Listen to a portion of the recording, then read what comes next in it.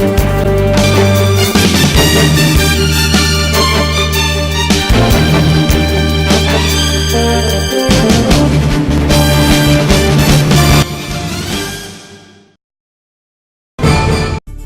शहरातून होत आहे ट्रॅक्टरद्वारे राजरोसपणे लाकडांची वाहतूक। धुळ्याजवळ एसटी बस आणि दुचाकीचा भीषण अपघात। वीज महामंडळाच्या निष्काळजीपणाने बीडकर त्रस्त। विद्युत व्यवस्थेतील घाळपणामुळे दुर्घटनांमध्ये वाढ। विनोद तावडेंनी पत्रकार परिषदेच्या माध्यमातून साधला संवाद। आणि माजलगावात होती रसायनयुक्त आंब्यांची सर्रास विक्री। नमस्कार, मी Swati Godse. Time TV Maharashtra news bulletins मध्ये आपलं स्वागत। पाहूयात सविस्तर वृत्त। वडवणी शहरात झाडे लावा झाडे जगवा असा नारा देत फिरणाऱ्या शासनाने आता डोळे झाकलेत की काय असा प्रश्न या ठिकाणी निर्माण होतोय। कारण वडवणी शहरातून भर दुपारी दिवसाढवळ्या वाहनांमधून लाकडांची अवैधरित्या वाहतूक केली जात आहे।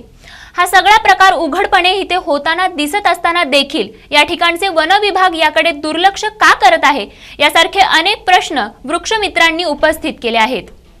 वडवणी तालुक्यातील चिंचाळा, दुकडेगाव, साळिंबा, चिंचवण, मैदा, पिंपरखेड आणि देवडी, हिवरगव्हाण आदी भागात वृक्षांची दिवसाढवळ्यात तोड केली जात आहे।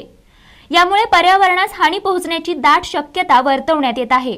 भर दिवसा या ठिकाणी वृक्षांची तोड करून लाकडांची वाहनाद्वारे वाहतूक केली जात असल्याचा प्रकार घडत आहे। त्यामुळे वृक्षमित्रांमधून संताप व्यक्त केला जातोय।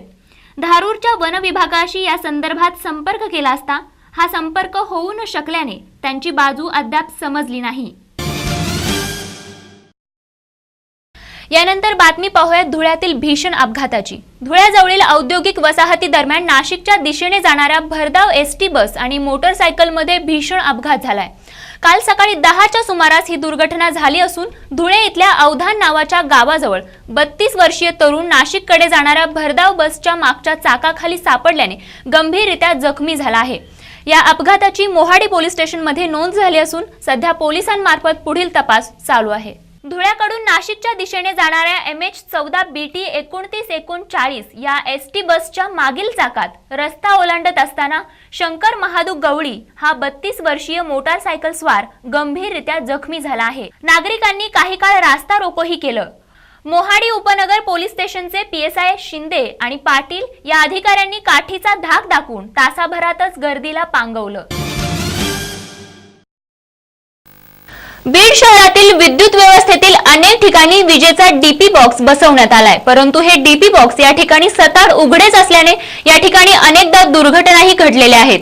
डीपी बॉक्स उघडे असल्याने आजपर्यंत इथे घडलेल्या दुर्घटनांकडे अद्यापही दुर्लक्षच करत झालेल्या दुर्घटनांनंतरही बसवण्यात आलेल्या डीपी बॉक्सला अद्याप दरवाजे बसवण्यात येत नसल्याने या ठिकाणच्या नागरिकांच्या जीवाला धोका कायम असल्याचं वृत्त आहे।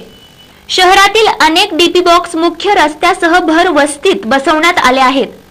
या डीपी बॉक्स जवळ मोकळी जागाही आहे, त्यामुळे या जागेवर लहान मुलं खेळ मांडतात। अनावधानाने लहान मुलांचा स्पर्श या डीपी बॉक्सला झाल्यास दुर्घटना होऊ शकते। त्यामुळे या डीपी बॉक्सचे दरवाजे बसवण्याची मागणी सामाजिक कार्यकर्ते महेश धांडे यांच्याकडून करण्यात आली आहे। या शहरात घडलेल्या डीपी बॉक्सच्या दुर्घटनांमुळे डीपी बॉक्सचा प्रश्न ऐरणीवर आला होता। तसंच शहरातील मुख्य रस्त्यावर अपघात होऊ नयेत म्हणून डीपी बॉक्स हटवण्याची मागणी देखील जिल्हाधिकाऱ्यांनी घेतलेल्या बैठकीत समोर आली होती। यावरती कारवाई होत नसल्याने नागरिकांकडून संताप व्यक्त होत आहे। या संदर्भात महावितरणाचे कार्यकारी अभियंता सुंदर लटपटे म्हणाले की उघड्या डीपी बॉक्सचे दरवाजे बसवण्याचं काम सध्या सुरू असून रस्त्यालगतचे डीपी बॉक्स हटवण्यासंदर्भातही कारवाई सुरू करण्यात आली आहे। त्याचबरोबर लवकरच या ठिकाणच्या रस्त्यालगतची डीपी बॉक्स हटवले जातील असा विश्वासही त्यांनी यावेळी दर्शवला। मुंबईमधील भाजप कार्यालयात भाजप नेता आणि विधान परिषदेचे विरोधी पक्षनेते विनोद तावडे यांनी एका पत्रकार परिषदेदरम्यान हे स्पष्ट केलं की येणारी विधानसभा निवडणूक ही केंद्रीय विकास मंत्री गोपीनाथ मुंडे यांच्या नेतृत्वाखाली लढवली जाईल। या निवडणुकीनंतर पार्लमेंट कमिटीच्या बैठकीत पक्षातील नेत्याची निवड केली जाईल असंही त्यांनी यावेळी सांगितलं। तावडे यांनी दावा केला आहे की येत्या विधानसभा निवडणुकीत महायुती कमीत कमी 200 जागा जिंकून आणेल। तसंच यावेळी बोलताना तावडे यांनी या परिषदेत महाराष्ट्राचे गृहमंत्री व NCP नेते RR पाटील यांच्यावर निशाणा साधत उस्मानाबादमध्ये पोलिसांद्वारे झालेल्या महिलांवर अत्याचारासाठी माफी मागावी असं वक्तव्यही तावडे यांनी केलं।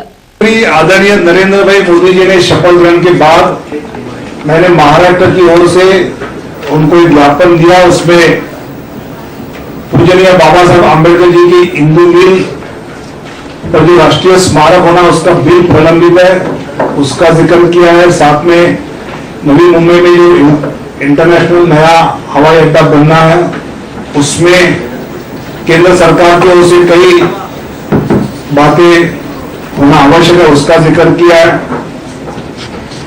Right to get minimum drinking water, इस प्रकार का एक अधिकार केंद्र सरकार की ओर से आवंटित करना चाहिए। और साथ साथ महाराष्ट्र में जो ओले के कारण किसानों का नुकसान हुआ उसमें 852 करोड़ रुपया केंद्र सरकार ने दिया है। 1600 करोड़ की मांग थी तो बकाया केंद्र सरकार की ओर से जल्द मिले।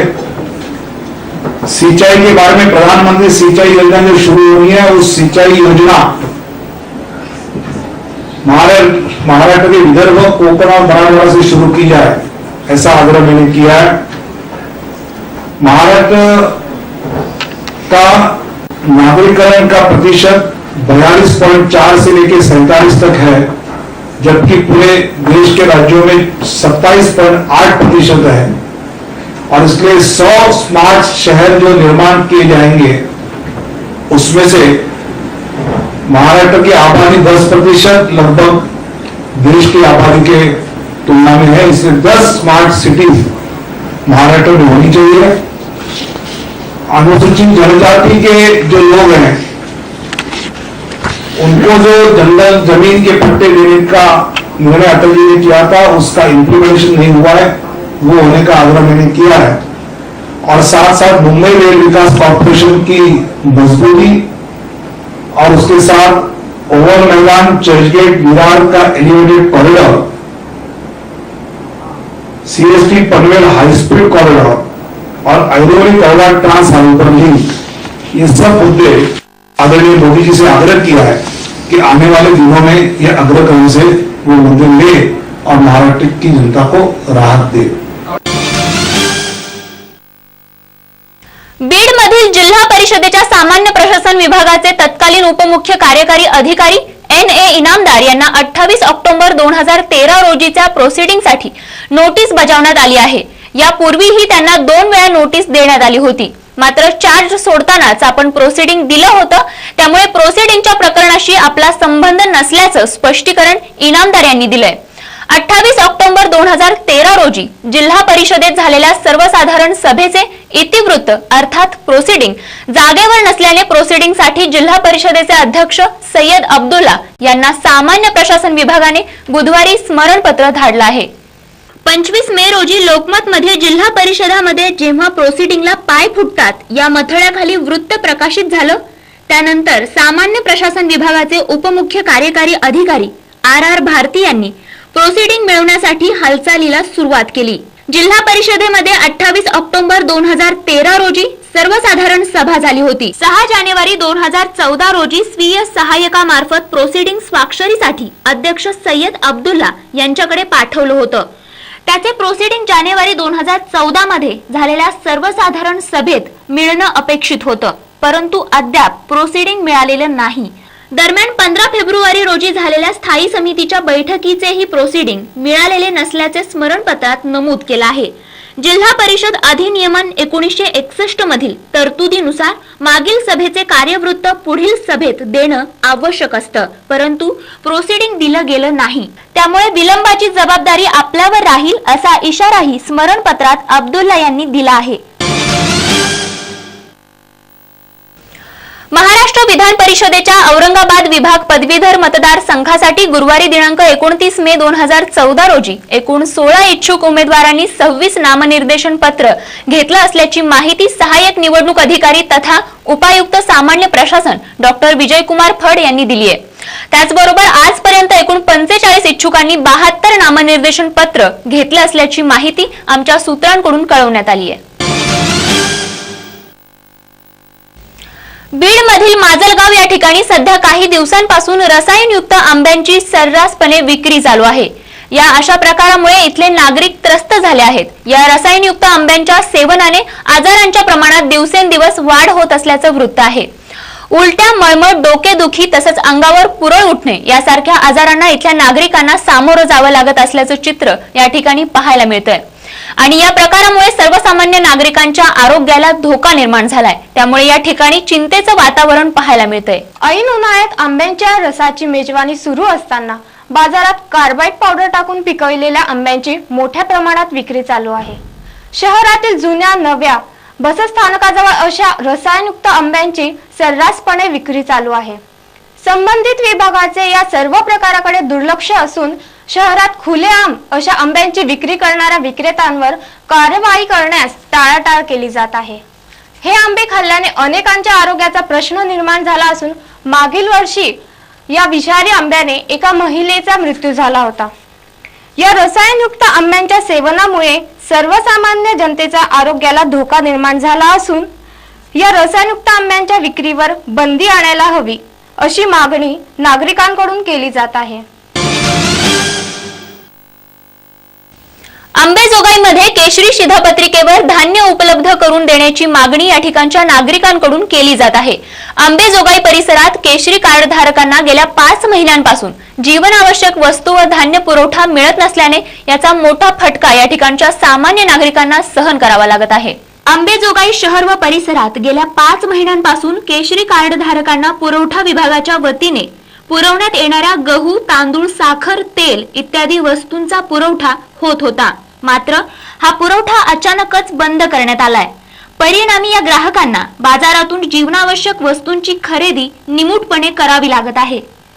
वाढत्या महागाईने त्रस्त झालेल्या नागरिकांना आधार ठरणारी ही योजना निकामी झाल्याने ग्राहक सध्या त्रस्त आहेत।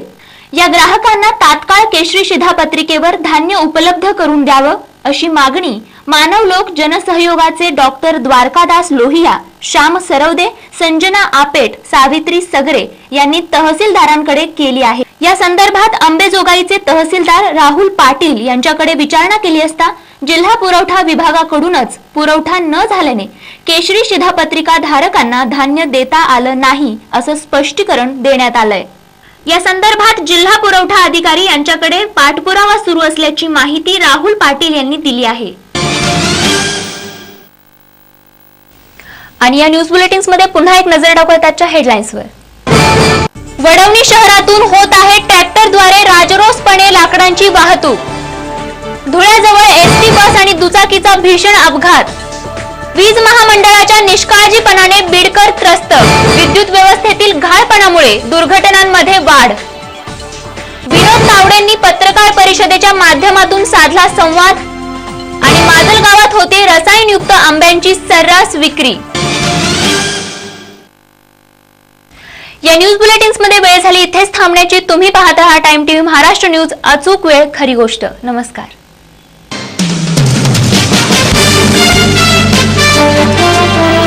Thank you.